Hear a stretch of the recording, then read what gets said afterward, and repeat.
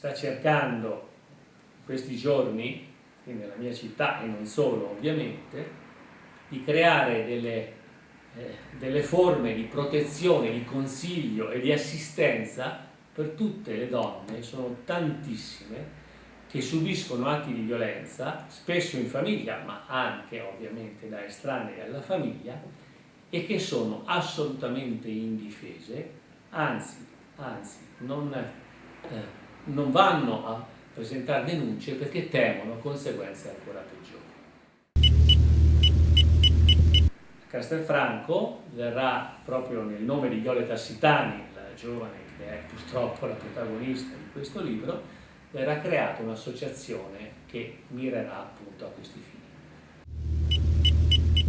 Nella mia città, Castelfranco Veneto, in provincia di Treviso, si è verificato un delitto che è il più atroce, il più aberrante che si ricordi in queste zone. Una giovane donna, quarantenne, figlia di un noto professionista della città, è stata rapita ed il suo corpo è stato trovato poi sezionato in 20 parti, tutte di stessa lunghezza, nel garage del suo assassino. È una persona sulla quale non si poteva avere nessun sospetto, operaio, persona assolutamente sana di mente, come è stato provato in tribunale, e che ha ovviamente confessato perché l'evidenza del ritrovamento del corpo lo rendeva responsabile. Ma la sua verità non è la mia verità. Questo è il titolo del diario, del libro diario che ho voluto scrivere. L'assassino non era solo, non l'ha uccisa il giorno del rapimento e infine non l'ha uccisa così come lui ha confessato.